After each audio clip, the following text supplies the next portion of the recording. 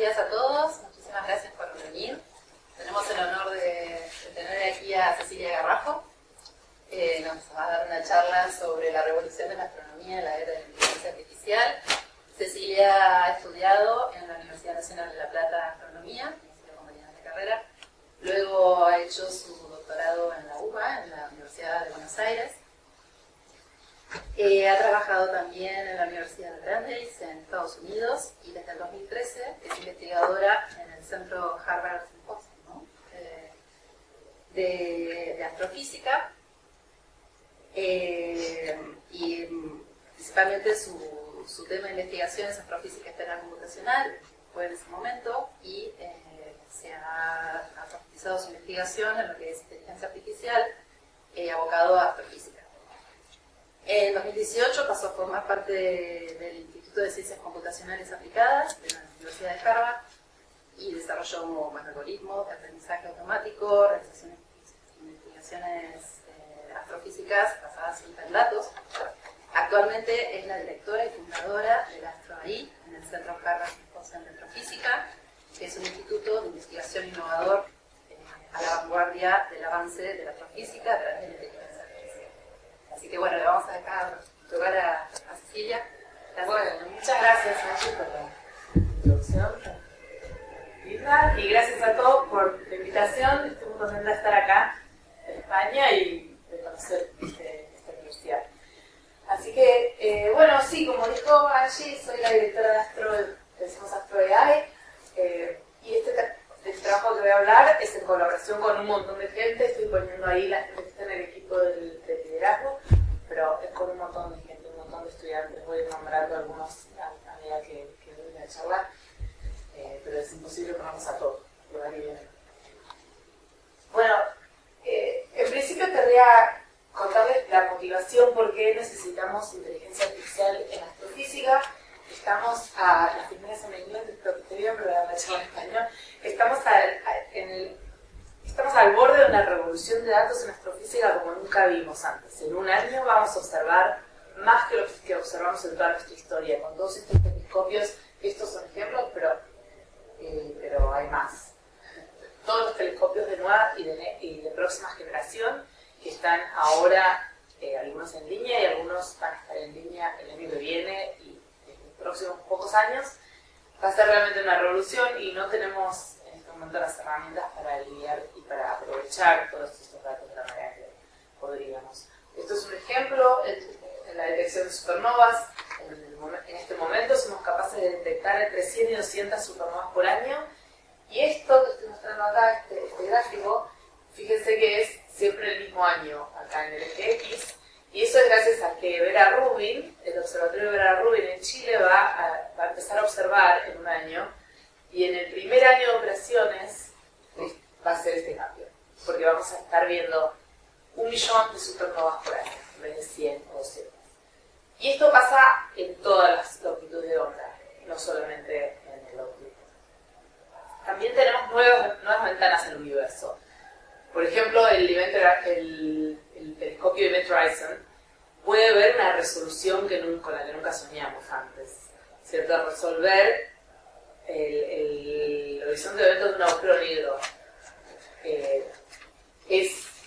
Necesita una precisión que es la misma que necesitaríamos para ver un átomo a un brazo de distancia. Entonces es una precisión muy alta. Con James Webb podemos detectar moléculas en atmósferas de otros planetas, de planetas no en el sistema solar, sino que orbitan otras estrellas. Este es el nivel de las posibilidades en este momento. Y además por primera vez podemos observar sin luz. Empezamos a ver con las ondas gravitacionales, con LIGO y Virgo, podemos tocar el espacio-tiempo, la vibración del espacio-tiempo. Y con IceCube, por ejemplo, podemos detectar neutrinos, que son las partículas más elusivas en el universo. Entonces, en todas estas otras ventanas, digamos, estas otras formas de observar, pasa lo mismo que lo que les mostré con las supernovas. Esta es el número de detecciones de ondas gravitacionales, cómo se espera que cambie en los próximos 10 a 20 años. Entonces va a ser un mundo rico en datos, mucho más rico de lo que es ahora, y es súper emocionante, pero pero no estamos listos. No estamos listos para realmente tomar ventaja de todo lo que vamos a poder observar. Hay un montón de cosas que no vamos a poder detectar si no cambiamos nuestros métodos. Hay un montón de cosas sutiles, correlaciones, nuevas clases que nos vamos a perder. Entonces, yo creo que la inteligencia artificial nos puede ayudar a lograr que se transforme esta revolución de datos en una revolución de descubrimientos en astrofísica. Por un lado, necesitamos inteligencia artificial por la cantidad de datos, pero por otro lado, lo que me parece súper interesante también es que con los mismos datos que tenemos ahora, y ni hablar cuando tenemos más, la inteligencia artificial también nos abre puertas a nuevos descubrimientos a los que no tenemos acceso con métodos tradicionales, porque la inteligencia artificial nos permite buscar intencionalmente cosas que no sabemos que están ahí, que con métodos tradicionales no sabemos hacerlo. Podemos descubrir cosas por accidente, pero esto es un ejemplo. Imagínense que tenemos un montón de datos astronómicos, muchos más que estos, y no necesariamente todas fotos o imágenes. Podemos usar el método más básico de inteligencia artificial o machine learning, que es aprendizaje no supervisado, de redes neuronales profundas con aprendizaje no supervisado. Con ese simple método lo que logramos es que estos datos se organicen por clases. Y una clase va a organizar los datos según similaridad, pero lo importante es que la similaridad no es una que imponemos nosotros. No tenemos que decirle qué quiere decir ser similar, no tenemos que darle una métrica, sino que cualquier similaridad se toma en cuenta. Y esto permite descubrimientos. Por lo siguiente, uno hace este ejercicio, vuelve a mirar y dice, ok, todos estos datos tiene sentido que estén en un clúster porque son tránsitos de exoplanetas. Conocemos lo que es esto, estas son estrellas, estas son galaxias, estas son explosiones de supernova. Pero por un momento hagamos el ejercicio de volver 50 años atrás, a un mundo en el que no detectamos todavía lentes gravitacionales. Entonces miraríamos este clúster acá en el medio, este grupo, y diríamos, esto no sabemos lo que es, pero tiene un patrón que es muy claro, que cuando uno ve una de estas observaciones, se pasa por alto, pero cuando las ve todas agrupadas, ve lo que tienen en común y es mucho más fácil encontrar un patrón. Entonces podríamos haber descubierto las lentes gravitacionales intencionalmente, en vez de por accidente, como ocurrió. Un accidente que ocurrió 50 años después de la predicción de Einstein. Bueno, entonces uno diría, ok, listo, si los convencí, usemos inteligencia artificial, ya, eso es un método súper simple, lo podemos usar así como está, pero en realidad no es tan simple, necesitamos una inteligencia artificial diferente para astrofísica y en general para ciencia.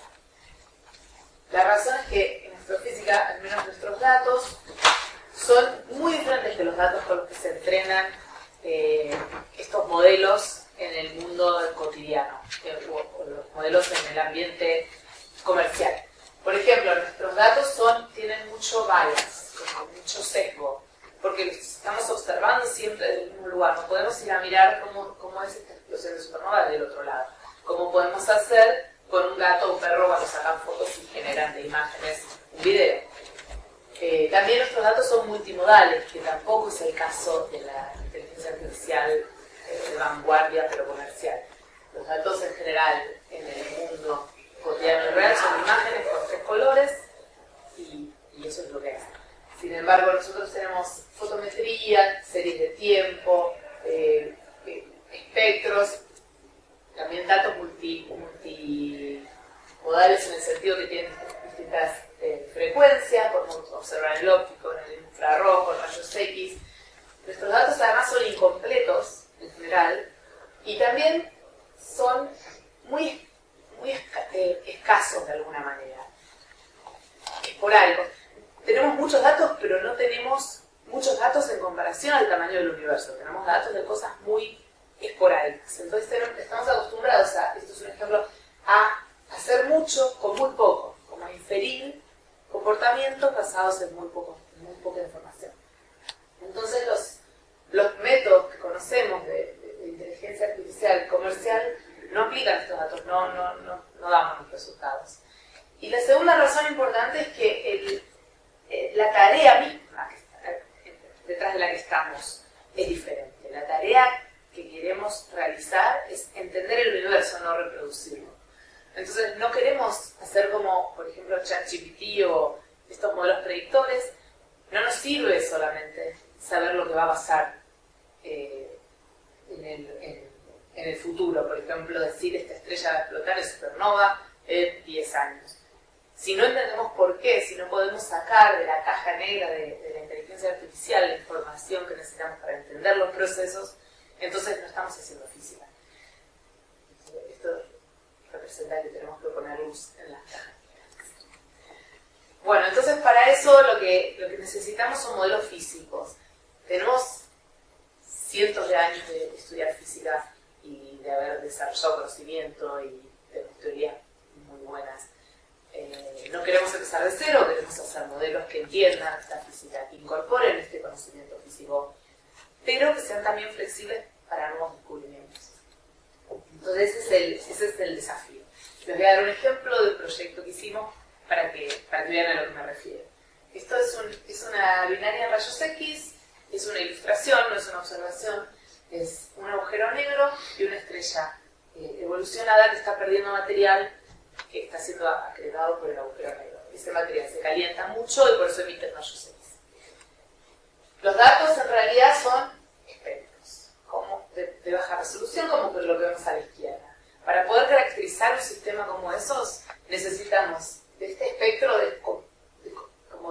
descomponerlo en diferentes componentes para poder entender los parámetros físicos del sistema. Y para entender los parámetros físicos, por ejemplo, la velocidad de rotación, el spin, la masa, la temperatura del sistema, la masa y el spin del agujero negro, necesitamos, para un experto en binarias de rayos X, necesita 10.000 espectros para poder caracterizar este sistema y le lleva 24 horas de trabajo con los métodos tradicionales.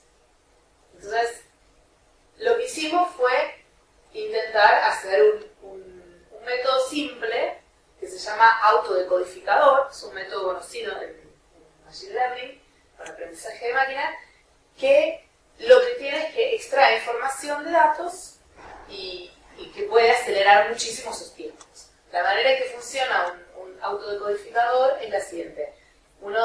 El input, uno le da un dato, por ejemplo en este caso un espectro, y el espectro va a pasar por un montón de nodos. Cada nodo tiene una función analítica no lineal. Y los datos, todos estos nodos se conectan entre ellos y al final del día esto es una función compleja, pero es una función diferenciable. Y la idea de esta arquitectura de autoencoder es que hay una reducción dimensional importante. Entonces, todas estas operaciones matemáticas reducen el input a un código que es mucho más pequeño dimensionalmente. Lo que en ingeniería llaman compresión. Para nosotros es interesante por otro motivo, pero déjenme terminar de contarles cómo funciona esto. Entonces, una vez que uno tiene este espacio mucho más pequeño dimensionalmente, hace el mismo ejercicio, son nodos con funciones no analíticas, para recuperar, el objetivo de este modelo es recuperar el input. Le doy este espectro, dame algo igual, lo más parecido que puedas a este espectro. Parece trivial, pero el truco acá es que tiene que pasar por un espacio dimensional mucho más pequeño, por eso es compresión. Pero lo que nos interesa a nosotros es que si yo puedo reconstruir el espectro de un espacio dimensional mucho más pequeño, es que extraje la información importante. Entonces lo usamos para eso. Bueno, esto es lo que les decía, cada una de esas es una función, y la idea es, en cada nodo esa función matemática en general es la misma, no tiene por qué serlo, pero es la misma y la elegimos por elección, es una función simple, no lineal es lo importante. Pero cada uno de esos nodos tiene dos parámetros libres. Entonces, el aprendizaje se va a basar en aprender esos parámetros para lograr que esa función, al final del día, nos recupere el input. El primer paso por la red, esos parámetros son todos aleatorios. Entonces nos va a dar cualquier cosa, que no va a ser parecida al input, en principio. Pero lo importante es que estas funciones son diferenciables. Entonces podemos hacer algo que se llama backpropagation. ir para atrás y decir, ok, comparemos con el input, ¿cómo nos equivocamos? Si tenemos que acercarnos al mínimo de una función de pérdida, que es la función que nos dice cuál es la diferencia entre estos dos, sabemos cómo hacer eso, porque podemos tomar las derivadas con respecto a los parámetros y minimizar. Es un problema de optimización al fin del día. Entonces vamos para atrás, ajustamos esos parámetros y entonces el siguiente paso para adelante va a estar más cerca de lo que queremos. Seguirá no siendo exacto y haremos este ejercicio hasta que tengamos una respuesta que para nuestro problema es suficientemente aproximada. Eso depende del problema. Entonces, en este momento tenemos una red que está ya entrenada y lo interesante es que en general el problema es que ese código que tiene la información importante del sistema, el problema es que en general no es interpretable.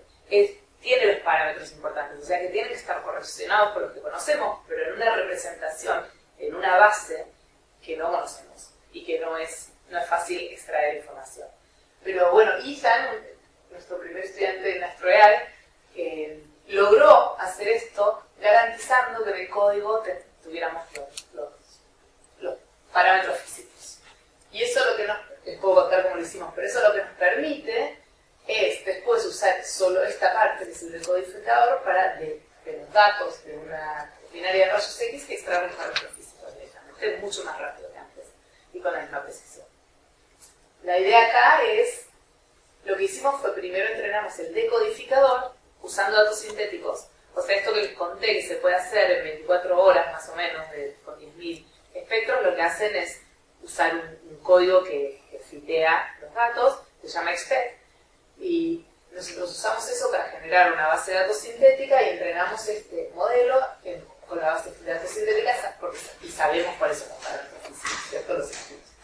Una vez que tenemos el decodificador entrenado, agregamos el codificador y congelamos el decodificador. Los pesos, los parámetros de ese modelo están todos congelados.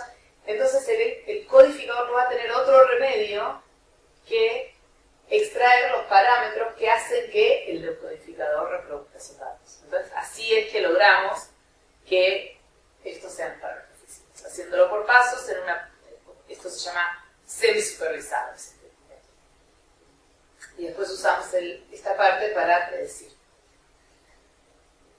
Y bueno, los resultados fueron muy buenos en este primer proyecto. Este es el espectro, está en azul, y en naranja está la reconstrucción del espectro, una típica reconstrucción del espectro a partir de los parámetros físicos que extraímos del sistema. Así que funciona súper bien. Y otro ejemplo es en el caso de querer caracterizar atmósferas de exoplanetas. Esto es una observación de James Webb del tránsito de un exoplaneta frente a su estrella. Para los no astrónomos, esto es cuando observamos una estrella y esa estrella tiene un planeta orbitándola. Si nuestro punto de vista es tal que ese planeta eclipse a la estrella, tenemos la oportunidad de comparar la luz de la estrella, el espectro de esa luz, con la luz de la estrella cuando el planeta está enfrente. La diferencia va a ser que si el planeta tiene una atmósfera, la luz pasó por esa atmósfera y fue absorbida de determinada manera, y esa manera está determinada por la composición química de la atmósfera. Entonces, hay ciertas imprintas sutiles en ese espectro, en esa diferencia de los dos espectros, que viene de la atmósfera misma del exoplaneta. Y esa es la esperanza de poder decir cuál es la composición de una atmósfera de un exoplaneta, en particular buscando biomarcadores, signos de vida en otros planetas. Entonces, este problema, justo terminamos el otro proyecto cuando empezaron a salir estos datos de James Webb, los primeros espectros de atmósferas de exoplanetas, y es un problema complicado porque cada molécula que puede estar presente en esa atmósfera, son muchas más que estas, pero para darles ejemplos, tiene una asignatura en el espectro diferente y complicada. Y cada uno de estos puede estar presente o no, y en distintas abundancias. O sea, hay que sumar todos estos, superponerlos, cada uno con sus abundancias, y esto también cambia con la temperatura de la atmósfera. Entonces es un problema muy complicado de revertir. Es fácil si alguien nos dijera, esta atmósfera está compuesta 20% de oxígeno y nos da todas las cantidades a tal temperatura, uno puede simularlo. Pero una vez dado el espectro, recuperar la composición es mucho más complicado computacionalmente. Lo que hace la gente en general es usar métodos bayesianos, probabilísticos complejos, que son muy caros computacionalmente, y que permiten hacer esto una molécula a la vez, a veces dos. Entonces el problema es, podemos decir, hay carbono en esta atmósfera, pero también va a depender de qué otras cosas hay, porque hay correlaciones. Entonces la probabilidad de que haya carbono no es independiente de la probabilidad de que haya otras moléculas dado un espectro. Entonces es un caso en el que estos métodos pueden ayudar. Lo que hicimos fue probar directamente con el modelo que hizo Ethan, el estudiante anterior. Dijimos, bueno, en el código, ya que podemos elegir los parámetros, entrenemos este modelo haciendo que los parámetros sean el radio, la temperatura y las abundancias de 5 moléculas, que son las que nos parecen más probables. Y en 2 semanas, este modelo estaba funcionando así de bien. El espectro y la reconstrucción son casi indistinguibles, así que nos da una respuesta súper buena. Este modelo nos decía, esta es la composición, tal cantidad de tal molécula, tal temperatura. Esta respuesta es muy satisfactoria. Sin embargo, esto es otra manera de ver que la respuesta es buena. Esto es en una de las moléculas, la predicción versus el valor real. Es una diagonal, es perfecto, así que es bastante bueno. El problema es que este espectro es de baja resolución. Entonces, no hay una única solución que sea compatible con este espectro, porque acá no se ve, pero los errores, las barras de errores acá, las incertezas, son muy grandes. Entonces, una respuesta sola, por más que sea la mejor respuesta para todos estos datos, no es suficiente, no es bueno, no es lo que necesitábamos. Entonces necesitamos, esta respuesta que nos dio el modelo quizás es la mejor respuesta, pero esta otra, en verde, es igualmente es probable también. Es compatible con los datos y está dentro de las barras de errores. Entonces lo que queríamos era todas las posibilidades, tener un conjunto de todas las posibles composiciones de la atmósfera, para no tener que hacer estos métodos bayesianos desde cero, pero tener dónde mirar. O sea, teníamos la probabilidad posterior de la distribución de probabilidades posterior para cada elemento. Esto es abundancia en carbono, 2, y esta es la probabilidad. Entonces, queríamos algo así. Bueno, ¿cuál es la probabilidad de cada abundancia en cada elemento? Para eso necesitamos esto me trae otra cosa más general, que es en astrofísica, física, en astronomía, necesitamos modelos probabilísticos, porque ninguna predicción tiene mucho sentido si no tiene asociado un nivel de certeza. Que alguien diga 2 es el valor de 2 más menos 100. Entonces necesitamos modelos probabilísticos que nos den la distribución posterior de probabilidades. Para eso hicimos algo que se llama flujos normalizantes. No sé si se dice. Normalizable. No, normalizable, gracias. Perdón, hablo esto en general en inglés. Y la idea acá es, si queremos esto, imagínense que esta es la distribución posterior de probabilidades, que es lo que estamos buscando. Es una función compleja, arbitraria, no necesariamente linda, aunque a veces quizás sea gaussiana. Pero queremos lograr la verdadera distribución arbitraria, no forzarlo que es una función simple. Si encontramos un set de un conjunto de funciones invertibles para ir de esta función a una simple, en este caso una gaussiana, después podemos invertirlas e ir de la gaussiana a la probabilidad posterior, a la distribución posterior de probabilidades. Esto no parece una tarea tan complicada, llevar cualquier función con suficientes transformaciones a hacer una función simple. El tema es cómo sabemos para datos nuevos que no conocemos esta distribución, cómo hacemos para saber cuáles son las funciones. Las funciones, de nuevo, elegimos una función simple, que es de nuestra elección, y lo que no sabemos son los parámetros de esas funciones. Y para eso usamos una red neuronal que la vamos a entrenar para que aprenda de cada espectro cuáles son los parámetros que nos llevan de esta función a esta. Entonces, cuando tenemos un dato nuevo, lo que le damos es un prior.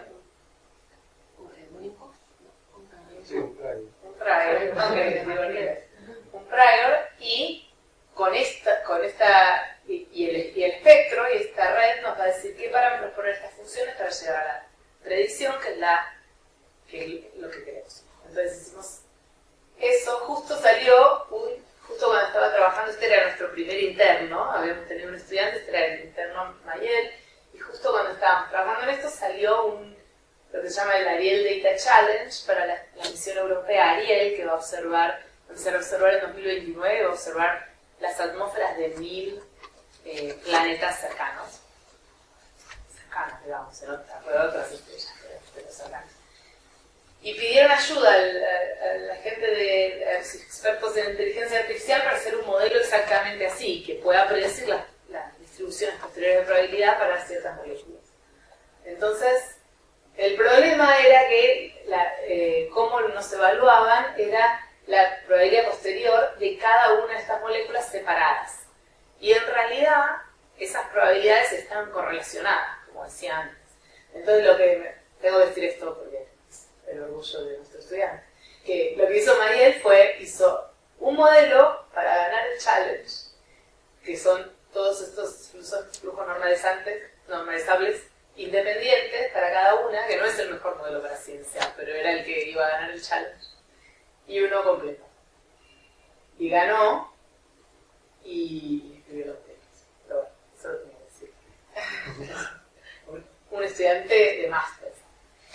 Bueno, lo que quiero enfatizar, en este caso me sirve para enfatizar lo siguiente. Mayel es un estudiante súper inteligente y muy trabajador y tiene un montón de méritos, pero creo que acá es importante también el tema de tener grupos interdisciplinarios, realmente interdisciplinarios. O sea, que Mayel haya podido hacer eso. Tuvo que ver también con tener a Mercedes, que es una gigante en exoplanetas, Mercedes española mucho. Mercedes López Morales es como una líder en el estudio de exoplanetas, no sabe nada de inteligencia artificial, pero me pareció que era súper interesante el proyecto. Javier Viana también, todos españoles, ahora me estoy dando cuenta, que está en el MIT, que es un experto en inteligencia artificial. Carol Cuesta Lázaro, española también, les juro que esto no fue a propósito, no sé qué pasó. Carol es cosmóloga, pero muy experta en inteligencia artificial, cosmóloga trabajando en exoplanetas. Creo que esto es lo que tenemos que hacer para transformar la disciplina. Hacer grupos realmente interdisciplinarios y que estén todos en el mismo equipo, en el mismo lugar, una vez por semana, porque yo vi cómo se desconectan las cosas. Es muy difícil, un montón de gente haciendo inteligencia artificial, hace modelos súper complicados, que son muy avanzados, pero que no nos sirven. Y un montón de astrónomos, por el otro lado, están haciendo su red neuronal pequeñita, vainilla como más simple, que podrían usar un poco de métodos nuevos que son más poderosos o probabilísticos. Entonces me parece que esto es importante y que está bueno aprender a hablar el lenguaje de otras disciplinas. Bueno, esto es que los invito, si quieren sumarse, tenemos una reunión todos los lunes para hacer exactamente eso, que ocurre a las 12 del mediodía en Boston, así que serían las 6 de la tarde acá. Queda tarde, pero es híbrida, así que si se quieren sumar, es una experiencia que me parece muy linda, porque nadie es el experto acá. El estudiante de computación sabe mucho más que el profesor de astrofísica de Harvard de computación. Y viceversa, un estudiante de astrofísica sabe mucho más que el líder de inteligencia artificial. Entonces, en este ambiente se genera mucha humildad. Muy interesante. Bueno, hasta ahora estoy hablando un montón de simulaciones en los otros modelos, porque para hacer modelos físicos dije queremos que los modelos entiendan de física. Entonces el truco hasta ahora fue entrenémoslos, aunque sea en parte, con modelos con datos sintéticos, modelos que están hechos en base a las leyes físicas que conocemos. Pero déjame ir un poquito más en detalle en lo que son las simulaciones en astrofísica y cómo la inteligencia artificial puede ayudar. Esto es una simulación cosmológica.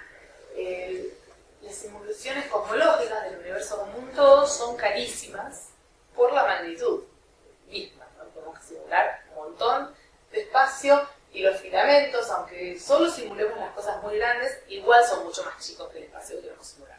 Llevan muchísimos recursos computacionales, muchísimo tiempo, y no tenemos la capacidad de hacer simulaciones para muchos parámetros diferentes, ni para muchas teorías de materia oscura, por ejemplo, diferentes, porque son tan caros. Entonces tenemos que como que aproximar, siempre estamos, por ejemplo, lo que estamos viendo en este, voy a empezar de nuevo, esta es una simulación cosmológica y van a ver que lo que vamos a ver es el feedback de los agujeros negros masivos, de los AGNs, ¿cómo se llama? AGNs. Núcleos galácticos activos. Eso. Ese feedback es importante en escalas cosmológicas, pero es mucho más pequeño un agujero negro que cualquier cosa que estamos Eso es materia, eso que está usando. Eso es materia. Eso es materia, sí. Y, bueno, es gas, sí, es materia. Y entonces, resolver esa escala para poder simular bien el agujero negro, los jets y este feedback, es imposible. Entonces acá se inyectan esos agujeros negros con unas formulaciones muy simplificadas. Pero es la única manera que tenemos de hacerlo.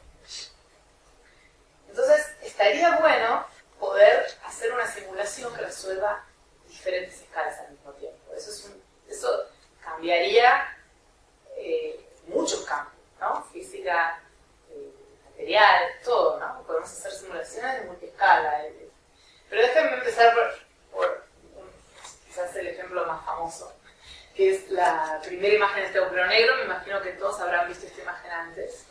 Si alguien no la vio, esta es la primera imagen de un agujero negro desde la galaxia M87. Es el agujero negro supermasivo en el centro de su galaxia. La primera que se resuelve esta escala de el horizonte de Ebra.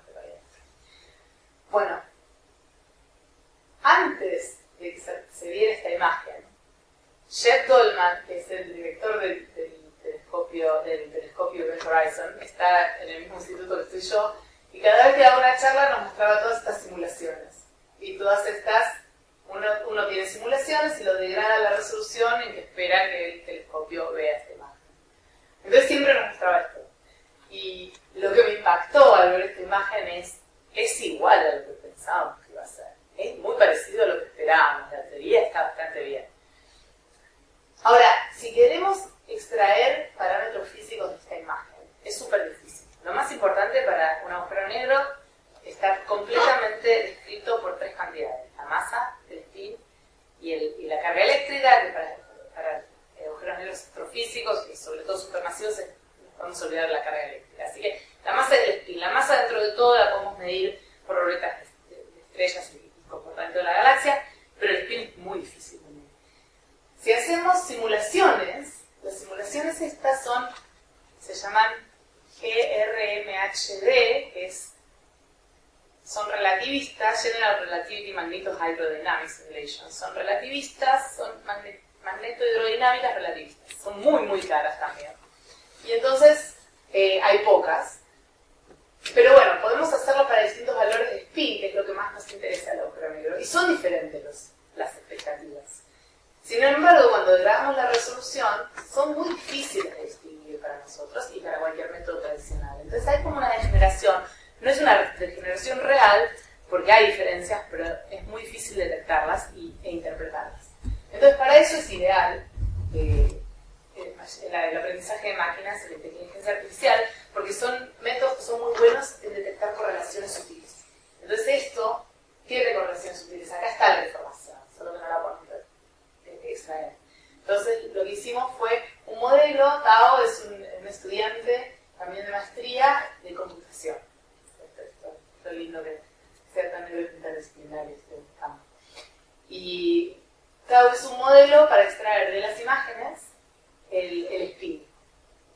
Y de hecho, el modelo de Tao funciona muy bien comparado con lo que podíamos extraer antes, que era nada. Esto es este es el valor real del spin, que como ven hay solamente simulaciones para 5 valores de spin. Ese es otro problema. Tenemos spin menos 1 a 1, pero solamente 5 porque son tan caras las simulaciones. El spin que predice el modelo de Maribel de Tao sería perfecta la predicción si todos estos puntos estuvieran entre estas dos, estos entre estas dos, estos entre estas dos. Pero está bastante bien. Esta es la matriz de confusión que, si el modelo es perfecto, tendría unos en la diagonal y ceros en el resto. Hay cierta confusión, sobre todo acá, pero está bastante bien, le dice bastante bien. La limitación, de nuevo, es que no tenemos suficientes simulaciones. Es muy difícil aprender para un modelo de datos tan discretos. El spin, que es el valor que queremos reproducir. Entonces, lo que hizo Aria, otra estudiante de computación, es un modelo para generar estas simulaciones en otros niveles, para otros valores spin. Entonces, esto se llama GAN, WGAN. Las GANs eran lo más avanzado y de moda hace unos años, ahora no tanto, pero la idea es muy interesante porque son dos modelos. Uno genera imágenes falsas y el otro tiene que distinguir si es falsa o es real. Entonces, al entrenar este modelo, lo que pasa es que la función de pérdida, la manera que entrenamos los modelos es enfocarse en lo que va a disminuir la función de pérdida, la diferencia entre lo que queremos y lo que tenemos. Entonces, la función de pérdida de cada una va a ser, por ejemplo, si este hace una imagen mala y este lo puede distinguir fácilmente, la función de pérdida va a penalizar este modelo y va a hacer que nos enfoquemos más en entrenar este modelo. Si este modelo se adelanta al otro y genera imágenes que son indistinguibles para el crítico, entonces el crítico va a mejorar, porque va a estar penalizada la función de pérdida del crítico. Entonces así se van entrenando los dos modelos hasta que logramos un modelo que genera imágenes muy realistas, que este otro modelo no puede distinguir. Entonces, de esa manera logramos tener imágenes para otros valores que antes no había. Ahora les voy a hacer un challenge, un desafío. Las imágenes son súper realistas, por eso les pongo este desafío. Dos de estas imágenes son generadas con las simulaciones esas que les conté, GRMHD, o sea, les confiamos un montón y son las que predijeron la imagen que realmente vimos, y otra está hecha con inteligencia artificial. ¿Cuántos de ustedes piensan que la 1 es la de inteligencia artificial? Ay, ay, ay. 5. ¿La 2? ¿La 3? Bueno, vamos a arreglar. Sí. O sea, está entre 1 y 3. Ahora va a ser la 2. Efectivamente es la 2. Efectivamente es la 2. Voy a volver a esto pronto. Es muy difícil saber. Se parecen mucho. Incluso para gente del Event Horizon Telescope. Pero, y voy a volver a esto, si le preguntamos a Jeff Dolman o a Daniel Palumbo, gente muy involucrada, me dicen que es la 2. Y me lo dicen con certeza. Y entonces esto me hizo pensar, ¿qué estamos perdiendo? O sea, son realistas, con todas las métricas que podemos, todas las maneras que podemos medirlo, esto lo medimos. Y son muy realistas. ¿Por qué saben los expertos que esta es una simulación que no es real? Voy a volver a decir. Bueno, déjenme seguir con el tema de inteligencia artificial generativa, porque este modelo que les conté, y después vuelvo a decirlo. Este modelo que les conté, GANs, que son Generative Adversarial Networks, eran los modelos generativos por mucho tiempo más usados. Y ahora los modelos generativos más usados son los modelos de difusión. Si alguno de ustedes, alguno usa ChatGPT, por ejemplo. Nadie. Perplexity. ¿Cómo? Perplexity. Perplexity. Ok, un modelo de lenguaje. Ok, perfecto. ¿Alguno alguna vez usó DALL-E? Sí, ok. Bueno, eso es un modelo de difusión. Esas imágenes súper realistas que vemos en internet y que todo el mundo está preocupado, porque ahora podemos poner a Biden dándole un abrazo a Trump, podemos hacer cosas como súper falsas, que son súper realistas. Esto lo hice yo con DALL-E, le pedí una imagen de un gato astrónomo tomando notas en un cuaderno. Súper realista, bueno, no sé si es súper realista, pero parece, podría ser una foto si los gatos miran con un telescopio y escribir. Son los modelos de difusión, entonces esto es lo que hacemos ahora. Esos también los estamos usando y adaptando para astrofísica. Esto es un ejemplo. en el contexto de materia oscura. Esto es un campo de densidad de materia oscura, un pedacito del universo, filamento de materia oscura, que sale de una simulación, y lo que hacemos, cómo funcionan estos modelos de difusión, es agreguémosle ruido aleatorio, gaussiano. La materia oscura es la parte amarillita. Sí, sí. Esos filamentos es toda materia oscura. Agregamos ruido gaussiano, se lo agregamos otra vez, hasta que sea todo ruido gaussiano, hasta que no podamos saber que ahí hay datos. Lo que hacemos al mismo tiempo, lo que hace el modelo, es aprender lo que se llama denoising. En cada paso aprende el paso inverso. Entonces, al final del día, lo que vamos a hacer es ir del ruido a la imagen. Así funciona. En este caso, condicionándolo, porque no queremos ir del ruido. Cuando la inteligencia artificial, con objetivos comerciales, entrenan un modelo de difusión en gatos, lo entrenan en un montón de gatos, aprenden el proceso inverso, tiene que ser generalizable porque para todos los gatos vas a tener el mismo denoising. Entonces después del ruido le decís, quiero un gato, y te va a dar un gato que no existe, porque está basado en todos distintos gatos. En este caso lo que queremos, después uno puede hacer lo mismo con perros, con otros objetos, y entonces al final lo que puede hacer cuando tiene un modelo de difusión de imágenes en general es decirle que un gato, eso es una condición, eso es un condicionamiento. En este caso el condicionamiento es la materia bariónica, la materia regular del mismo campo. Entonces, lo que es muy interesante acá es que podemos ir de materia bariónica a materia oscura. Que en general, para hacer eso de manera tradicional, tenemos que hacer las simulaciones que les mostré antes, cosmológicas, de materia bariónica y oscura, desde el principio del universo, con distintos parámetros, llegar al final y decir, ok, la materia bariónica coincide con lo que veo, probablemente no. Entonces empecemos de nuevo. Y probemos distintas teorías de materia oscura, distintos parámetros, omega mater, distintos parámetros cosmológicos. Así, hasta el hartazgo es una tarea muy difícil. Entonces, en este caso, si estos modelos funcionan, directamente de la observación podemos predecir la materia oscura, dada una teoría de materia oscura y ciertos parámetros. Entonces, así funciona. Esto es un video de cómo vamos del ruido al denoising, a la materia oscura. Lo hacemos en 3D. Y acá no les voy a hacer el challenge, no les voy a hacer el desafío, pero esto es lo que decía recién. Esta es la materia que observamos y esta es la materia oscura. Las dos vinieron de una simulación muy larga y demandante. Y esta es la predicción desde esta materia regular a la materia oscura que pensamos. Son muy similares. Muy similares. Sin embargo, esta parece tener mucha más materia oscura que la otra, ¿no? El brillo es más alto. Bueno, y eso es lo que me preocupa. Eso es lo que más me interesa ahora. ¿Qué quiere decir realista? Porque estamos basando nuestros modelos, por más que los adaptamos.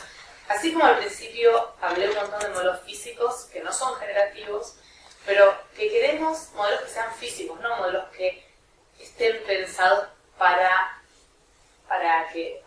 engañar a los humanos. Queremos que sean realistas físicamente. Y en este sentido se me ocurre lo mismo. Estas simulaciones, estos modelos generativos de difusión que hacemos, son realistas para la percepción humana, pero son realistas físicamente.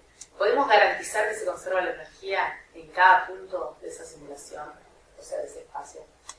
¿Podemos garantizar las cosas básicas, las leyes básicas que conocemos? Simetrías se correlacionan con leyes de conservación.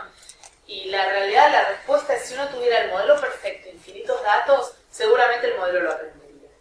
Pero si ya lo sabemos, ¿por qué no vamos las cosas que realmente sí confiamos incluidas? Lamentablemente no tengo la respuesta para eso, por eso estamos trabajando en eso. Estamos tratando de juntar. Ahora les voy a contar un poco, pero perdón, dije que iba a volver a esto. ¿Por qué saben la gente experta en el telescopio Event Horizon y en esas simulaciones que esta es la de AI? Les pregunté y me dijeron, porque, los dos me dijeron lo mismo, porque una de las cosas más importantes en estas simulaciones es el fotón, el anillo de fotones. Este anillo de fotones puede estar resuelto o no en una observación. Pero si está resuelto, tiene que ser perfectamente circular. ¿Cómo le enseñamos eso a un modelo? Esas cosas. ¿Cómo imponemos en la función de pérdida eso? Muy difícil. Entonces, por eso creo que el desafío ahora y lo que va a marcar una diferencia grande en el futuro es lograr hacer simulaciones que sí respeten las leyes físicas, al menos las fundamentales básicas. Que no haya violaciones de observación. Esto es otro, si les parece divertido, estábamos en una conferencia, teníamos un booth como un puestito de AstroGuy y teníamos estas tarjetas con unas risas de estos desafíos. Este desafío esto es el espectro solar observado. Y los otros dos, uno es simulado con inteligencia artificial y el otro es simulado con métodos tradicionales. Bueno, acá ya la gente me decía, basta, no, estos son iguales, esto es imposible, esto ya es ridículo, ni siquiera es un desafío.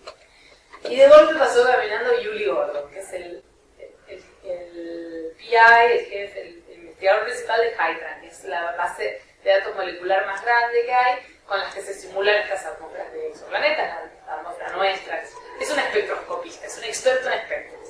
Entonces le dije, Julie, ¿podés mirar esto? Y Julie transpiraba, decía, no, pues tengo que decirlo bien, porque soy experto, lo conoces a Julie. ¿Sí? Y Julie, después de mucho mirar, me dijo, el de AI es el número 3. Y lo mismo acá, ¿no? ¿Cómo sabes? Y me dijo, porque si es simulado, si es una simulación, no tiene errores y no tiene por qué tener es como que uno tiene más ruido que el otro. Como que es más difuso. No tiene por qué, tiene que ser mucho mejor resuelto. De nuevo, ¿cómo enseñamos esas cosas? Necesitamos modelos físicos para inteligencia artificial generativa también. Y entonces hubo algunos avances en ese sentido, con tiempo, como si ya se aburrieron mucho, ya casi tengo que terminar. Quizás no voy a contar mucho los avances que hubieron, hay algo que es una idea muy linda, que si a alguien le interesa, mírenla, se llama Lagrange Neural Network, para cualquier físico en la audiencia que le guste mucho la descripción lagrangiana del sistema, como me gusta a mí al menos. Esto es un truco para hacer que una red neuronal esté forzada a aprender un lagrangiano, aunque no nos interese aprender el lagrangiano, pero que exista el lagrangiano, que pase por el lagrangiano y de ahí derivamos las ecuaciones de Euler-Lagrange, asumiendo que no depende del tiempo explícitamente del lagrangiano, y eso nos da conservación de energía. Entonces eso está buenísimo, pero no es generativo. Entonces esto nos sirve solo cuando tenemos simulaciones para decir cómo avanza, cómo evoluciona este sistema. En temas generativos, no voy a explicar esto porque es muy técnico, pero hay gente que ya, Katie Bowman y su grupo, que están imponiendo como algunos constraints, como algunas cosas que hacen que el modelo sea un poco más físico. Pero son cosas impuestas afuera, no es que la simulación en sí sea física. Entonces, lo que estamos pensando mucho ahora en nuestro AI es cómo hacer para juntar estas cosas. Hacer un modelo generativo que respete eso. No voy a hablar per se del transfer learning porque no tengo tiempo, pero hablé de simulaciones, hablé de observaciones, y si entrenamos modelos en simulaciones, quizás ustedes tengan en mente decir, ok, lo entrenás en simulaciones, pero ¿cómo sabes que eso aplica a observaciones reales? Bueno, no, en general depende del modelo, aplica o no aplica, pero hacemos algo que es muy poderoso, que es transfer learning. Por ejemplo, para un proyecto que es caracterizar estrellas de Gaia con fotometría, hicimos un modelo hace mucho, no les voy a contar del modelo, pero para obtener distribuciones posteriores de probabilidad de masa y edad de estrellas, que son parámetros físicos, la edad es muy difícil de determinar, y lo entrenamos en datos sintéticos porque sabemos mucho de evolución estelar. La teoría de evolución estelar es muy buena. Entonces, tenemos datos sintéticos que están representados ahí, no importa, no les puedo contar todo lo que es, perdón, pero hay grupos que hacen estos tractos de evolución estelar, y con esos datos lo entrenamos. Cuando testeamos el modelo funciona súper bien, pero cuando lo aplicamos a datos reales y observados, por supuesto no tanto. Y no esperaba, de hecho funciona mejor de lo que yo esperaba. Estos datos reales, las edades fueron estimadas usando isócronos, usando teoría de evolución pero estelar, pero de otro grupo. Entonces hay situaciones sistemáticas y todo. Pero lo que hicimos fue ese modelo que nos costó 2 semanas de entrenamiento todo el tiempo en una supercomputadora, lo entrenamos por 100 épocas, quiere decir 2 segundos. Ups. Y logramos lo siguiente. Bueno, esto es para explicarles transfer learning. La idea es que en machine learning tradicional, para un dominio con una tarea y un dominio parecido pero diferente con la misma tarea, en general uno tiene que entrenar 2 modelos de cero. En este caso, lo que hacemos es transferir el conocimiento de este modelo y entrenar un poco más como para calibrar.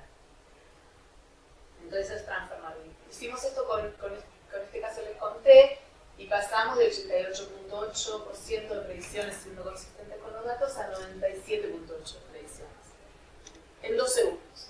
Esto es una manera fácil y rápida de calibrar, básicamente. Entonces, así es como lidiamos con la diferencia entre datos sintéticos y observacionales. Alguien de sus estudiantes está trabajando en hacer esta calibración con un set en particular, con todos los datos en los que confiamos y sobre todo priorizando las estrellas que conocemos. Y finalmente, para cerrar, les quería decir que también transfer learning, o un modo de transfer learning, nos dimos cuenta en algún momento, muy al principio de nuestro edad, que datos, por ejemplo, estos son datos cosmológicos, que son hipercubos espectrales. Uno tiene una imagen, cada punto de esta imagen es un espectro de alta resolución, bueno, puede ser de baja resolución, no importa, o sea que tenemos imágenes en todas las energías. Esos datos son iguales que los datos de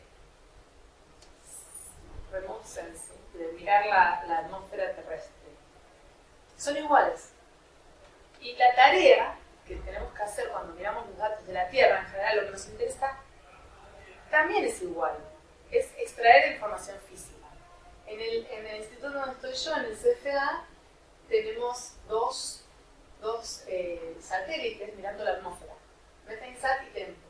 MetaInSat detecta el metano en la atmósfera, que es el número 1, el contributor número 1, perdón, del calentamiento global, así que es súper importante, sobre todo para escapes de metano o para actividad ilegal que tenga como resultado emisión de metano. Y TEMPO, que está monitoreando la polución con una resolución espacial muy alta en Norteamérica. Entonces ellos tienen los mismos datos y tienen las mismas tareas, perdón, ya terminó, y nosotros tenemos los métodos que desarrollamos para astronomía, que también es remote sensing, pero remote sensing mucho más lejano, y funcionan súper bien, entonces estamos trabajando mucho con ellos. Así que este tipo de métodos, creo que lo que pasó fue lo siguiente: vimos la inteligencia artificial transforma el mundo, unos métodos que son súper poderosos, los vamos a usar para astrofísica, no funcionan porque los datos son distintos, porque queremos entender. Los adaptamos, dijimos, adaptemos para cada dominio, para cada disciplina. Pero cuando los adaptamos nos dimos cuenta que funcionan para toda la ciencia. O sea, creo que la diferencia entre comercial y académico nos llevó a hacer algo muy específico que ahora vemos que es esto que se llama, ahora y tiene mucho momento, que es inteligencia artificial la ciencia. Y creo que eso es lo que tenemos en común, quizás con la audiencia, que es en ciencia o tecnología. Estos son los métodos que nos pueden servir, métodos físicos, métodos interpretables. Bueno, con eso los dejo.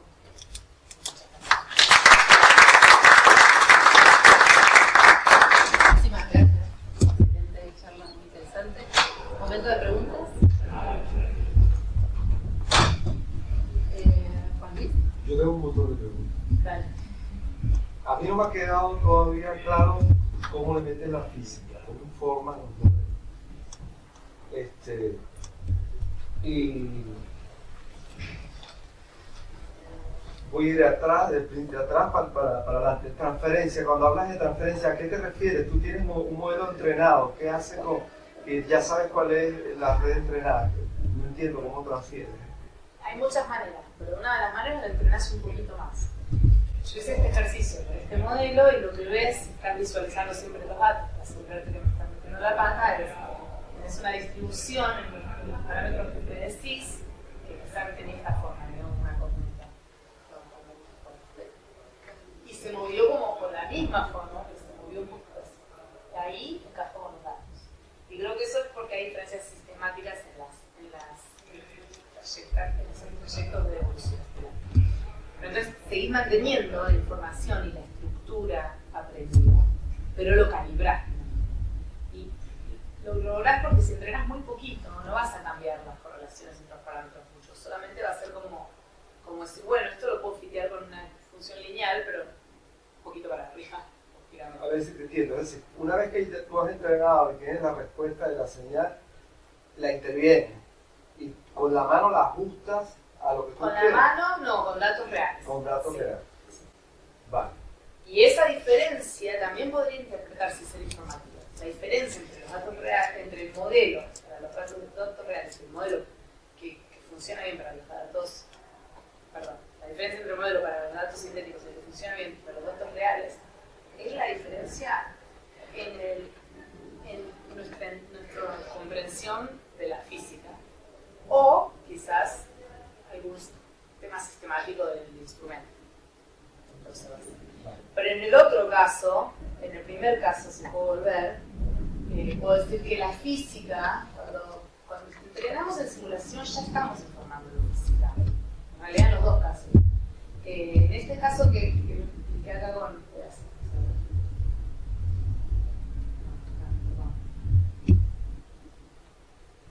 Acá estamos enseñándole física. Estamos enseñándole cómo ir de los parámetros físicos a los datos sintéticos, y estamos haciendo estos datos sintéticos basados en nuestro conocimiento físico. Ya, pues, entonces déjame ir aquí que es la otra de las preguntas. O sea, tú has entrenado el modelo y eventualmente al final en esa cajita naranja lo que tienes es el resultado del modelo entrenado. Cuando hablas de parámetros físicos, ¿a qué te refieres ahí? Porque tú te estás metiendo una señal y lo único que tienes es una señal con una función de coste baja, que dice que la señal está bien, que está funcionando bien.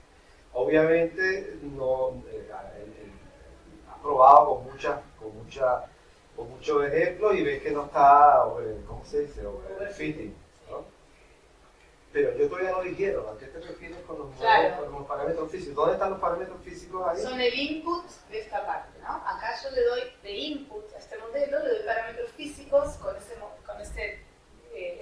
software tradicional que mencioné, XPEC, con los parámetros físicos nos da cuál es el espectro que deberíamos esperar. Ahí está la física, ¿no?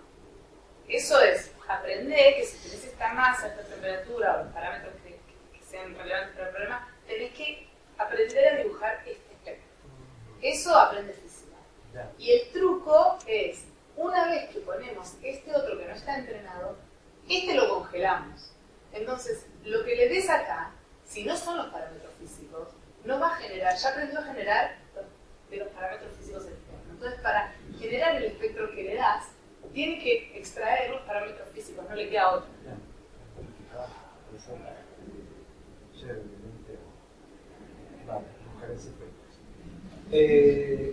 Cuando tienes la batería oscura en la simulación de las ramitas, en donde está el amarillo,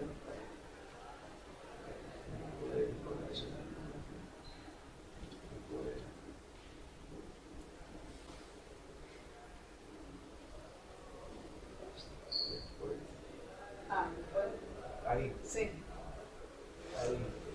Ahí. La simulación era la del centro, ¿cierto? Sí. Y la predicción es esa. De hecho, acá estoy mintiendo. La predicción es un montón de estas, porque es un modelo probabilístico. Entonces nos da todas las realizaciones posibles con distintas probabilidades. Claro. Así que esta es una. Sí. Claro, entonces yo lo que veo ahí es que una cosa interesante es que uno puede normalizar esas intensidades. Si uno normaliza las intensidades de tanto de una con la otra, de la simulación con la predicción de la red, con la simulación, entonces ahí el rango de brillo tendría que dar más o menos al mismo nivel, y entonces se verían las regiones que no están siendo detectadas. O sea, porque una de las cosas que llama la atención de la imagen de la izquierda es que aparece una región justo donde dice campo, de la última. De ahí, encima donde dice campo, hay una región como con mucha actividad. O sea que de hecho hay agujeros oscuros donde no tiene que haber donde dice que no hay materia oscura, pero sí hay en la simulación. O sea que no solamente es un tema de que aparezca más o menos intensidad, sino que estás colocando materia oscura donde no hay. Claro. Donde no hay. Entonces esa es una información que puedes volver a meter. Sí, sí, lo que pasa es que tienen que generalizar, ¿no? Porque este es un caso, pero lo entrenamos y llega un punto en el que no falta información, no sé si falta información, pero como que hay más de una respuesta posible para ese problema. Pero sí, estoy de acuerdo y de hecho en eso es lo que me interesa, hacer esto de una manera mejor. Necesitamos simulaciones que sean físicas, que nos den esto, pero que sean rápidas y que en lo posible no nos den esto, sino algo mejor. Porque si podemos resolver distintas escalas, quizás podamos ser más realistas en todos. Creo que eso es como el one shot, pero el paso inmediato de lo que queremos hacer es hacer simulaciones de inteligencia artificial que tengan conservación de energía en un momento. Pero sí, esto tiene shortfalls, pero es mucho más útil porque podemos hacer esto en muchos más casos y muchas más veces que con simulaciones. Vale. Gracias. Yo voy a hacer un poco de abogado del diablo, porque a mí no me termina de convencer, o sea, el principio, bueno, está claro que la inteligencia artificial, la estadística bayesiana, etcétera, pues va a ser un avance, ya está siendo un avance cualitativo en estos temas, pero digamos, lo que promete, al principio, digamos, como prometes como que nuevos fenómenos se puedan encontrar, ¿no? Y eso es un poco, yo lo he escuchado ya de mucha gente, de que incluso las leyes de Newton, y yo soy extremadamente escéptico porque históricamente hace falta saber qué es lo que estamos buscando, las variables. Pueden ser, o sea, al principio no estaba, por ejemplo, claro si se mueve algo con respecto al tiempo, con respecto al espacio, y en inteligencia artificial básica, la no supervisada no se logra a detectar gran cosa. O sea, me refiero no ya en astrofísica, sino en o sea, algo como muy básico. Entonces yo ahí no termino de creerme que o sea, básicamente está relacionado también con lo de las cantidades físicas, ¿no? O sea, si tú le metes cantidades físicas, pues, pero no sé hasta qué punto se puede conseguir algo Estoy buscando otra como más fundamental. Y luego, por otra parte, con respecto a la foto del agujero negro, no sé, yo y muchos otros colegas nos hemos preguntado siempre qué ha aportado la foto del agujero negro para la ciencia. O sea, es como es decir, las simulaciones para detectar unas gravitacionales, etcétera, sí, pero la foto, o sea, un montón de información que queda plasmada en lo que se espera, la cantidad de materia, un montón de decodificación que se puede obtener de esa imagen. Sí, pero la foto yo creo que es más que es una cosa como de marketing, pero porque nosotros ya o sea, que si, vamos, a mí no me hace falta ver una foto para saber que existían los agujeros negros, no sé, a lo mejor es que está bien un poco la utilización en la prensa, pero a nivel científico no me queda claro que una foto... Yo creo que la primera observación es un agujero negro, el resto es... No, para mí no. ¿Cuál es la primera? Porque el resto es indirecto, ¿no? Sí, pero es que la ciencia siempre es indirecta. O sea, No. pero para ver algo, para mí la detección de ondas gravitacionales, para mí eso es la detección de un agujero negro. Estás online, ahí tenés una interpretación con una teoría de forma. Es lo mismo que una foto. No. Ya, pero ¿qué es astronomía? O sea, que para comenzar es astronomía y la astronomía empieza mirando. Entonces, el hecho de que hayamos visto, aunque sea, no con un telescopio, sino con una simulación. ¿Hacía falta que IBM hiciese una foto de los átomos para querer utilizarlo? Para mí ya basta con el movimiento browniano. Bueno, creo que es interesante la discusión, quedaría para mucho más tela, pero dentro del contexto de Seguiremos la discutiendo. charla quizás puede quedar... O sea, Esto te puedo contestar la otra pregunta. Esa ya depende si te gusta, ¿no? A mí me emocionó hasta las lágrimas ver la foto de un agujero negro. Yo siempre estudié agujeros negros y me encanta. Y ver, y de hecho, las ondas gravitacionales, ¿qué nos sirve de ciencia? Sí, nos aportan una nueva ventana al universo. A la gente le encanta eso. A mí lo que me encantó de las ondas gravitacionales, lo que me emocionó, y eso es súper personal, es que estamos tocando el espacio-tiempo. Es la primera vez que lo tocamos. es la primera vez que sabemos con seguridad que existe el espacio-tiempo, esta predicción de Einstein. Eso no nos sirve, pero a mí me parece espectacular tener la capacidad de haber predicho algo después de verlo tocado. Pero eso ya me parece que va en gustos. En cuanto al aprendizaje no supervisado, la idea es la siguiente. Primero que sí, ya hay un montón de modelos que nos dan outliers, ¿no? Como cosas que son diferentes a las clases que tenemos. Y no sabemos qué son. Y podemos ir a mirarlas y ver si hay un descubrimiento nuevo o es un artefacto de la observación, ¿ok? Pero hay tantos que necesitamos clasificar, también estamos haciendo un trabajo en eso, en encontrar cuáles son para LSST, para ver a Rubin, cuáles son los outliers que son diferentes y que son interesantes, porque no podemos observar cada detección de supernova como hacemos ahora. Entonces hay un montón de trabajo en cuanto a este tipo de métodos. La idea es esta. Esto que les conté hoy te da estos clusters, estos grupos, ¿no? Pero también vas a tener outliers, ¿no? Ahora cuando tengamos muchos más datos, va a pasar esto. Vamos a ver que algunos que eran outliers son nuevas clases. Y va a haber otros outliers. Y otros que eran outliers no, son outliers, porque eran cosas extremas. Pero claro, cada vez que mejoramos la sensibilidad de nuestros instrumentos, descubrimos cosas nuevas. Estoy segura que va a haber más clases. Esto también, quizás a usted parece que no va a haber nada nuevo o que no necesitamos esto, que tenemos que saber lo que estamos buscando. No, no tenemos que saber lo que estamos buscando con estos métodos porque justamente es la misma manera en que encontramos outliers. Aprendizaje no supervisado nos muestra en un espacio de representación, un espacio que tiene sentido semántico. Estás entrenando un modelo para que ponga los datos por similitud y que esa distancia entre los datos tenga un significado, tenga un sentido semántico, que no sea lo que sea. Entonces, en ese sentido, no tenemos que saber lo que estamos buscando. Tenemos que mirar a los grupos que se armaron y ahí vamos a entender si los grupos tienen sentido o no. Si no tiene sentido un grupo, puede ser que sea un problema del modelo o del instrumento.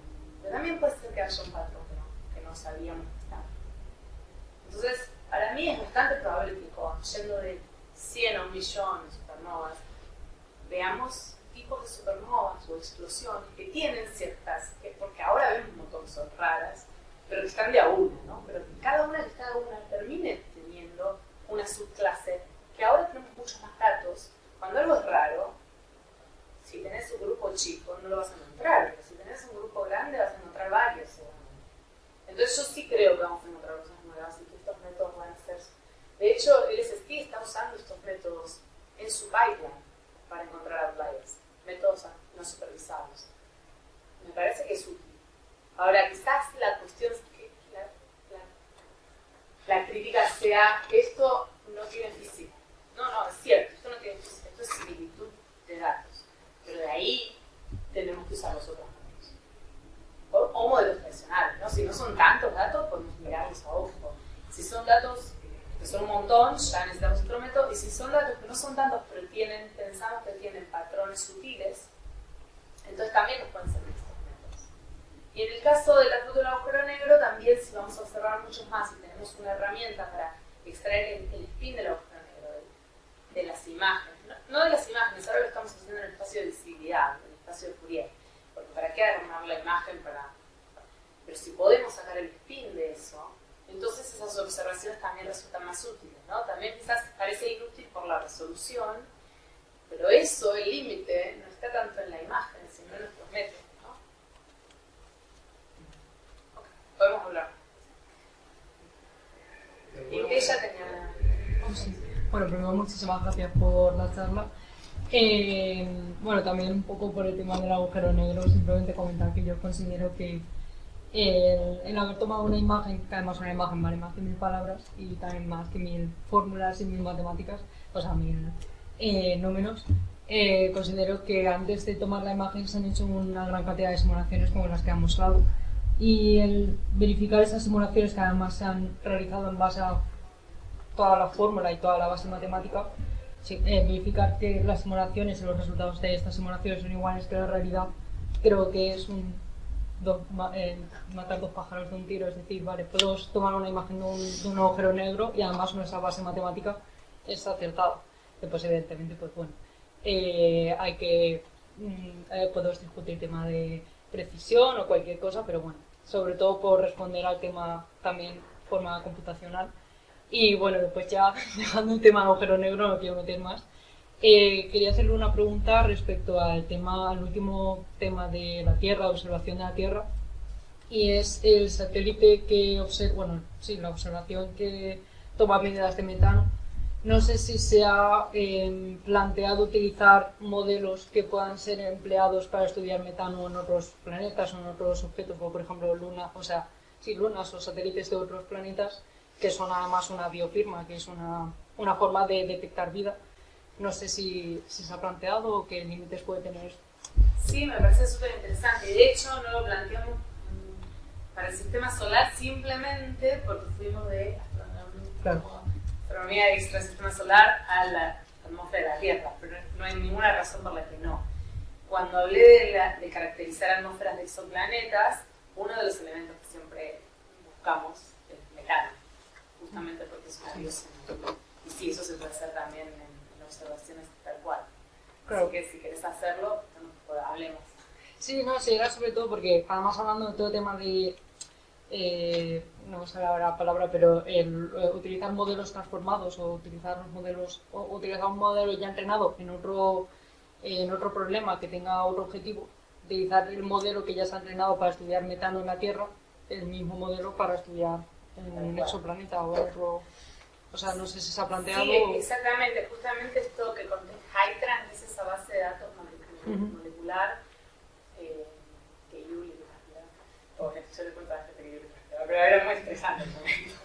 Ellos hacen todas estas simulaciones para la atmósfera de la Tierra, pero también las pueden hacer para distintas presiones y temperaturas, que es la única diferencia que necesitan para que la simulación con los mismos componentes te dé un espectro diferente. Entonces, por eso trabajan mucho con gente de exoplanetas y con nosotros, porque usamos la misma física, los mismos datos, la misma simulación, sí, tal cual, exacto. Y otra cosa sobre la precisión del agujero negro, están planteando mandar uno al espacio, y eso sí nos puede ayudar un montón. Porque BEX se llama, Black Hole Explorer. Si ponen uno en el espacio, la base de interferencia es tan grande que podemos resolver el anillo de fotones. Y eso sí nos va a decir más sobre la relatividad general o alguna corrección que depende del tamaño de las correcciones, ¿no? Si son ultravioletas, esperamos a distancias pequeñas para que ayude en el sentido de compatibilidad con la mecánica cuántica. O no, esas diferencias se pueden quizás ver en ese anillo de fotones. Así que eso es otra cosa Vamos a ver, todavía están como planeándolo y proponiéndolo, pero eso me parece que sí estaría bueno en el futuro también. Y nada, en cuanto a si hay ingenieros en la audiencia, todas estas misiones generan muchos avances en ingeniería. Es interesante, desde el punto de vista de ingeniería. ¿Hay una pregunta? Sí, pero no sé si había alguien antes. Pero bueno. Sí. Bueno, un poco estabas comentando el tema de que puede haber correcciones, es esperable, las predicciones que hace ya la realidad, ya has comentado antes que lo que se hace ahora mismo es diseñar estos modelos físicos. Es esperable lograr a partir de esto tener física, porque los físicos teóricos siguen teniendo un futuro mejor que la vida. No, de hecho yo trabajo mucho con físicos teóricos. Sí, espero que esto ayude también. Tenemos un grupo que estamos trabajando que se llama Graph AI, estamos trabajando, yo trabajo con física teórica y me interesan mucho esos temas. Sí, los físicos teóricos tienen un futuro, no sé si presente, ¿no? Cuando yo cambié de disciplina estaban complicadas. Lo que estamos haciendo es, en teorías que nos parece que están bien motivadas, con correcciones de términos de cuadráticos o cúbicos, de más alto potencia, la curvatura, encontrar, el tema es que para testear cualquiera de estas teorías necesitamos encontrar como mínimo la solución de agujero negro. Y eso lleva décadas, y sobre todo el agujero negro rotante, ¿no? Lo llevó con Kerr. Analíticamente, encontrar Schwarzschild y Kerr fue trabajaba en una teoría de gravedad que se llama Einstein-Bonnet, y encontrar la solución de agujero negro a eso, encontraron Bolwer y Dessler. De hecho, es gracioso, porque Dessler estaba en Brandeis y así, pero yo terminé en Boston. Y la solución de Bolwer y Dessler también llevó décadas, y no es rotable. Y la mayoría de estas teorías, que ahora tienen como un poco, hay una de ellos en 4 dimensiones, que eso es un beneficio. Estoy trabajando también con un instituto de España en Santiago de Compostela. Estamos usando redes neuronales, las puedes usar para resolver ecuaciones diferenciales. Entonces, lo que estamos haciendo es entrenar un modelo para que, dada una teoría arbitraria, un lagrangiano arbitrario, podamos encontrar la solución de agujero negro y la solución de agujero negro rotante. Todavía no tengo los resultados, pero estamos haciendo eso. Yo creo que sería más resolver lo que ya existe, más que nuevas. Sí, encontrar cosas nuevas, yo espero que sí. Bueno, me puedo meter en...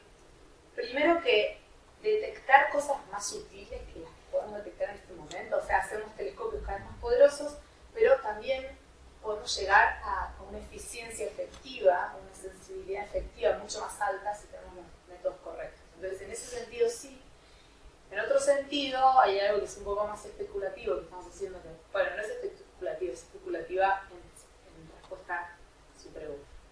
Estamos haciendo entrenando modelos de lenguaje como el ChatGPT. No estamos entrenando un modelo de lenguaje, sino tratando de entrenar un modelo multimodal de lenguaje.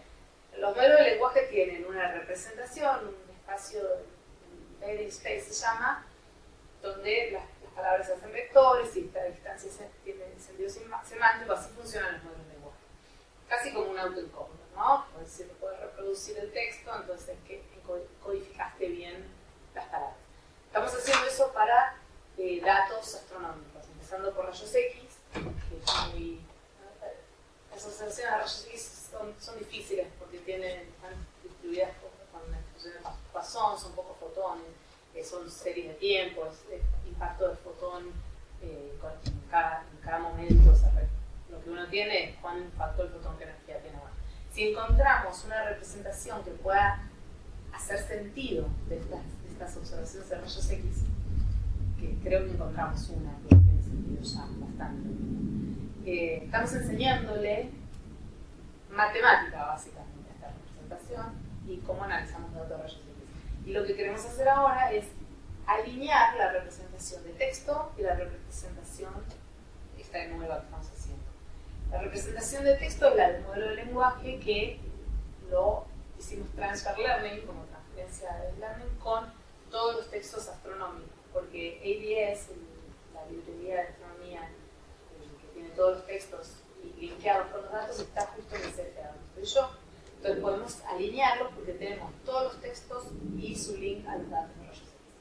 Si podemos alinear eso, entonces podemos tener un modelo que entienda toda la astronomía que conocemos en física, porque tiene todos los textos, y que además puede interpretar datos. Entonces, mi esperanza, y estamos en un paso así, esto es mucho más lejano, es que cuando vamos a hacer esto con distintos datos multimodelos de distintos tipos, y le demos datos al modelo, pueda resaltar o hacer sus propias hipótesis. Así que esto es mucho más ambicioso. La respuesta para los físicos teóricos creo que por ahora es, esto nos puede acelerar a encontrar soluciones a problemas que llevaban décadas. Eso es lo que podemos hacer por ahora. Tener la operación matemática.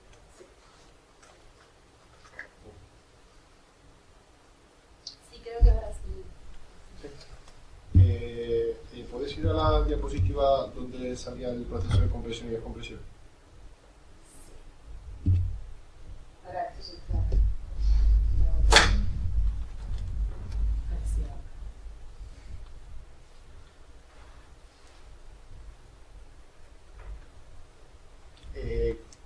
A ver, como ingeniero de software, yo me especializo en los vídeos interesados por la astronomía.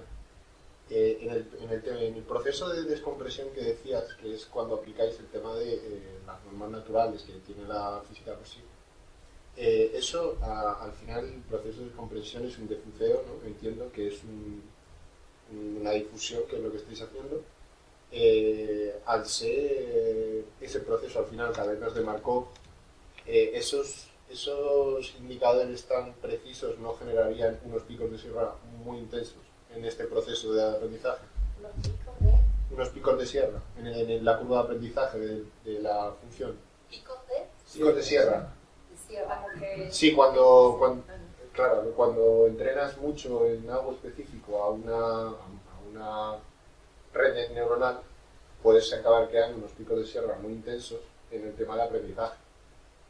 Luego, ¿cómo habéis solucionado eso? No sé por qué lo que te referís acá en Markov. Estas son... Es la red neuronal por dentro, o sea, el tema de cómo se compensan las neuronas para producir el output, que al final es lo que se está queriendo. ¿Qué tipo? Sí, ok, pero no hacemos como Markov Chain Monte Carlo ni nada bayesiano, no es una red bayesiana. En fin, el proceso de aprendizaje en general, esas cosas que decís vos, lo que yo veo experimentalmente, al menos es que pasan dependiendo del problema. Esto es un espectro de baja resolución, pero también aplicamos esto a alta resolución, tiene que cambiar la cantidad de neuronas, la cantidad de... Pero no necesariamente... De hecho, lo de sierras se genera más con las soluciones que estamos haciendo para entrenar, para resolver ecuaciones diferenciales. Así que si tenés ideas sobre eso, hablemos después porque me interesa saber cómo resolverlo. Pero sí, no, me parece que me puedes ayudar con eso. Bueno, cada uno con su campo, que es lo que la gracia Claro, de lo que decías antes. justamente. O sea, a mí me interesa esto, pero luego, claro, yo he tenido que programar eso en papel. Entonces, Claro. No, está bueno. No, entonces no genera ningún tipo de incompatibilidad con el tema del aprendizaje, el tema de la aplicación de las normas así tan reales, porque al final es que si 2 más 2 son 4, es que eso es un hecho. Entonces, No, claro, lo que pasa es que hay cierta flexibilidad igual, ok, creo que ya entiendo. Vos acá ponés, esos son los inputs, son los parámetros, y no es tan difícil en general entrenar de 3 valores a, bueno, al revés es trivial, ¿no? Entrenar de datos a sacar 3 valores. Pero de 3 valores a datos no es tan difícil porque tenemos cómo hacerlo, de hecho, con un software tradicional. Y no es depende de cuán difícil sea aprender el task, pero ponele que quisieras sacar el valor de 3 valores una función cuadrática.